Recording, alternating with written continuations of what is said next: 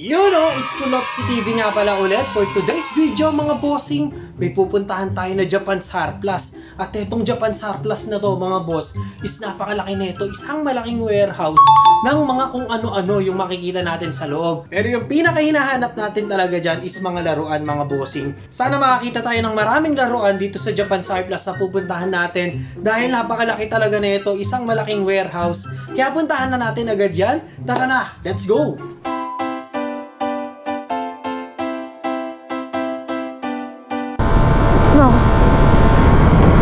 Sarado pala mga bossing. Oo nga. Sarado pala. Oh hell no. Walk in 10 AM to 5 PM Saturday. Walang Sunday. Sarado boss. Plan B. Hanap tayo Hot Wheels. Tapos may isa pang ano rito, Surplus. Pero may mga bago sila ron. Tingnan natin kung may ma-score tayo itong laruan. Yun na lang yung plan B natin. So, okay lang yan. Tignan na lang natin kung saan tayo makakapunta. Let's go! So, plan B natin. Ayan, nandito na tayo sa plan B. Walter, Giginto, Bulacan. Pupuntahan natin. Tignan natin kung may Hot Wheels sila. And then, plan C mga bossing. Pupunta tayo sa may Japan Surplus. Malapit dito sa atin. Saan ba yung mga Hot Wheels na din? Hot Wheels, Hot Wheels, Hot Wheels, Hot Wheels. Then, totoo niyan, iniwasan ko lang talaga yung guard para hindi niya tayo makita. Ito. Parehas pa rin to dun sa may 2025 na nilabas nila ngayon na isang set na 250. Ito, nakita ko ito mga boss. Yan. Ito, maganda to eh. Chevette. Okay. Sushi Turner. Ayoko na mga ganito. Fancy cars. Pero yung iba niya nagiging ano yan na nagiging rare. Ito yung stock car. Kita yung loob. Ito maganda. Long block. Pero mukhang fancy car din siya. Color pink. Parang Barbie style. May nakita akong wild truck dito na isa. Pero ito maganda. Ford Bronco. Palitan natin to. Yung Batman kunin natin. Bali tatlo lang yung i-score natin ngayon. Meron pa kasi kung another 5 doon sa bahay. Hindi ko pa napakita sa inyo. Tignan na natin to agad din na makakapaghintay na umuwi pa ng bahay. So na-score natin is meron tayo dito 1976 Chevette. Meron din tayo dito 2021 Ford Bronco. At meron din tayo dito TV series Batmobile. Batmobile the best. Pangatlong Batmobile ko na ata ito ngayon. Etong Bronco ang ganda. Kasama ata ito ng mga truck natin na nabili din. So yung white bibilin din natin. So kumpletuhin natin yung 10 na mga truck na inilabas, no? Ito Ford Bronco. Ano pa ba yung nasa bahay? Nakalimutan ko na. So yung mga Batmobile may 3 out of 5. Nasa atin yung 3. And then yung 1976 Chevy 3 out of 10. Let's go. Lahat ng mga Chevy, lahat ng mga truck, lahat ng mga Batmobile, kompletuhin natin yun. At putang ina, hindi ko na lock to. Dito yung drone natin, kagi. Buti na lang. Nandito pa. Ito naman kay Raraki mga boss, yung Surplus nya. Lagi naman silang may bago ron. Kaya siguradong may makikita tayo ron, no? Nakakaiba. So doon tayo maghanap ng mga anik-anik at may bukas. Ito bukas mga boss.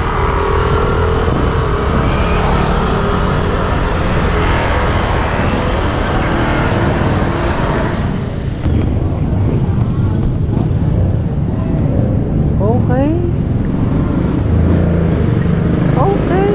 Uy! Lagay ng aso.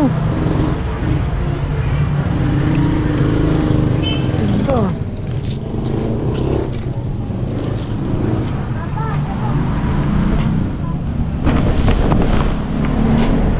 Ito.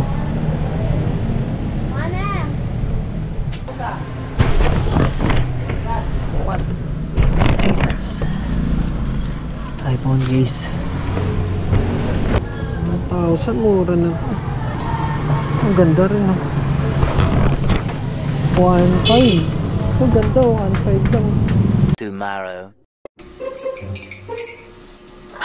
Alam nyo, kahit sarado yung pinuntahan natin kahapon, sarado yung surplus na pupuntahan dapat natin. Pero yung plan B, mga boss, nag-work naman.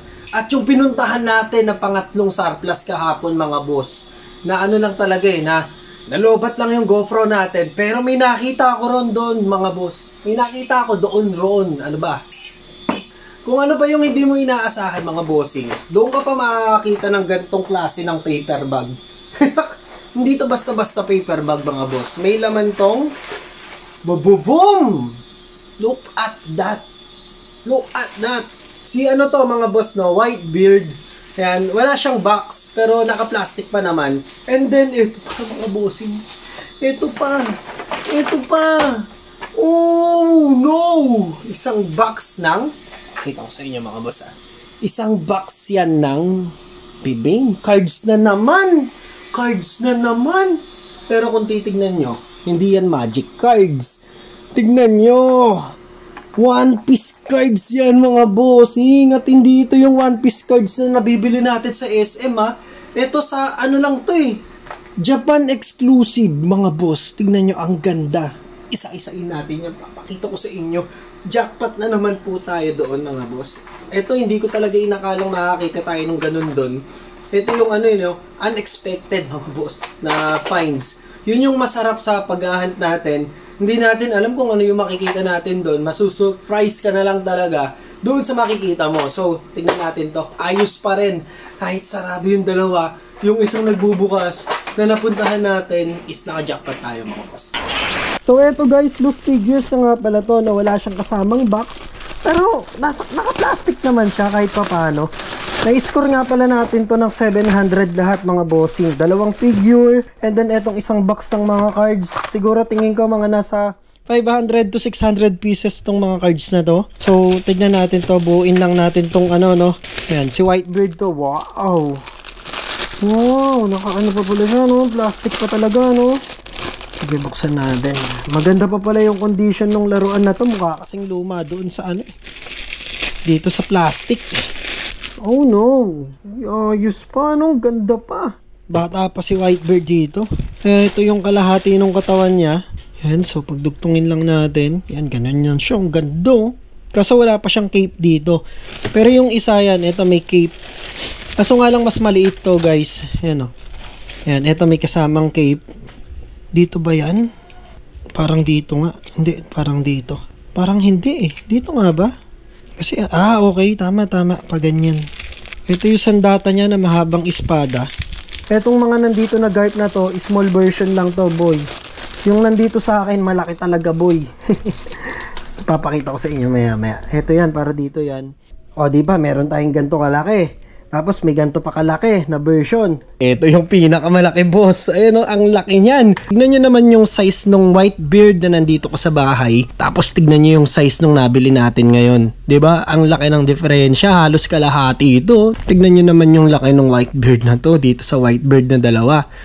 Ngayon naman, itong mga card ng One Piece. Sa akin, ngayon lang ako nakakita ng gantong klase ng card ng One Piece, no? Hindi ako familiar dito. Hindi ko rin nakikita sa SM to. Dito ko lang sa Japan Surplus nakita. At iba yung likod niya, mga boss, O, anong version ng One Piece cards to, mga bossing?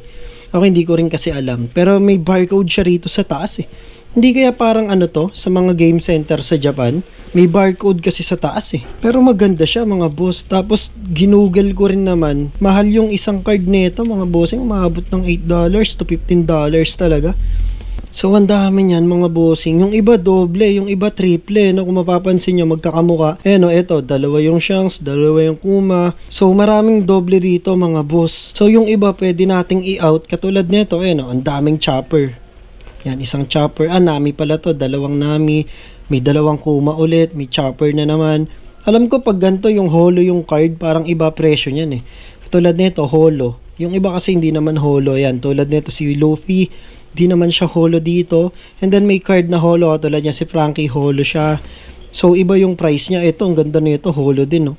Okay, tignan natin tong isa na to kung meron siyang value. Okay, ganyan lang, napakadali lang sa Google mga boss, pipicturean nyo lang. So kung magtitingin kayo ng kahit na ano, kung may value ba or wala, napakadali sa Google mga boss, ganyan na, pipicturean nyo lang, lilitaw na yan mga boss. Tignan nyo, ayan o, $8 bossing, oh, $8, 980 yen sa Japan. Magkano yun dito? Parang mga nasa 500 lang ata, or 300 ganon. So, may value talaga siya, mga boss, no? Okay. Lo. $8 din. Mataas nga yung value na ito. Si Nami. Tignan natin Nami. Okay. Nami. Okay. Walang nakalagay na presyo, pero meron dito sa eBay. Tignan natin sa eBay. Visit natin yan. 14, ano bang ano to? Currency. Uy, $17 mga boss. Itong Nami na to. Wow. Ang dami na ito. May value panigurado lahat. Ayos. Good find. Good find mga boss. So lahat ng hinahunt natin ngayon mga boss, may magandang patutunguhan yan in the future mga bossing. Basta ako, ipon lang ako ng ipon ngayon. Lahat ng mga laruan na nahahunt natin, ipon lang tayo ng ipon. And then in the future mga boss, abangan nyo na lang, ilalabas natin lahat yan mga boss. Maganda yung naiisip ko talaga. Kaya ako sa bawat video natin is hunt lang ako ng hunt. And then sinasama ko kayo kung saan tayo magpunta. So yun lang mga bossing. Comment din kayo dyan sa baba kung saan tayo pwedeng makakita pa ng mga iba't ibang klase ng mga good finds. At pupuntahan natin yan. Maraming salamat sa inyo sa patuloy na pagsuporta at panonood dito. And then sa mga nagla-like, God bless sa inyong lahat. Maraming salamat. Kita-kits tayo next video. Peace. Let's go.